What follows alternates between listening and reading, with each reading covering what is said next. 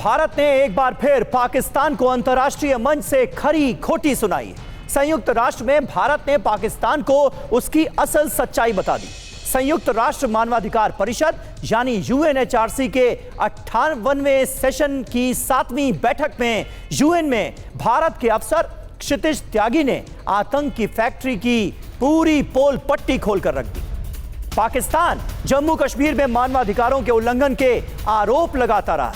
UNHRC की बैठक में भी जब पाकिस्तान ने ऐसा किया तो इस पर भारत की तरफ से क्षितिज त्यागी ने कहा कि पाकिस्तान एक नाकाम देश है, पाकिस्तान आतंकवाद को बढ़ावा देता है, पाकिस्तान संयुक्त राष्ट्र के घोषित आतंकवादियों को बेशर्मी से पनाह देता है, पाकिस्तान अस्थिरता पर पनपता है और इंटरनेशनल फंडिंग पर जिंदा रहता है।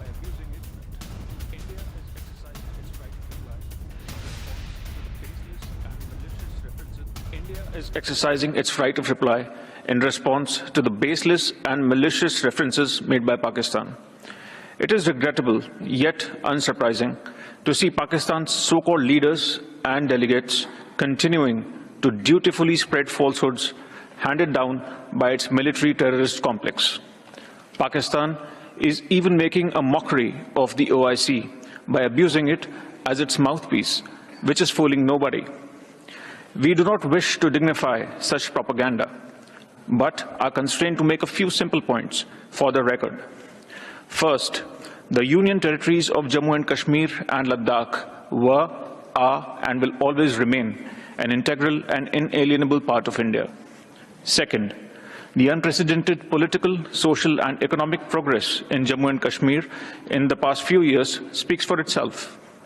These successes are a testament to the people's trust in the government's commitment to bring normalcy to a region scarred by decades of Pakistan-sponsored cross-border terrorism.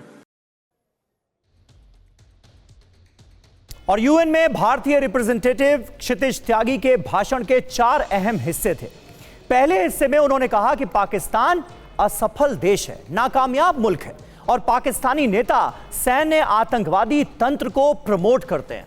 दूसरी अहम बात यह कही गई कि पाकिस्तान आतंकवाद की खेती करता है और इस आतंकवाद को दूसरे देशों तक पहुंचाता है। तीसरी अहम बात आतंकवादियों को पनाह देने की गई और चौथी बात प्रमुखता से कही गई कि जम्मू कश्मीर हो या फिर लद्दाख, ये भारत का अभिन्न हिस्सा है और रहेगा। सुनिए यूएन में भारतीय रिप्रेजेंटेटिव क्षितिज त्यागी ने पाकिस्तान को कैसे आईना दिखाने का काम किया। As a country where human rights abuses, persecution of minorities, and systematic erosion of democratic values constitute state policies, and which brazenly harbors UN-sanctioned terrorists, Pakistan is in no position to lecture anyone. Instead of its unhealthy obsession with India, Pakistan should focus on providing actual governance and justice to its own people. Mr. President, it is unfortunate that this Council's time continues to be wasted by a failed state, which thrives on instability and survives on international handouts. Its rhetoric reeks of hypocrisy, its actions of inhumanity, and its governance of incompetence. India remains focused on democracy, progress, and ensuring dignity for its people, values that Pakistan would do well to learn from.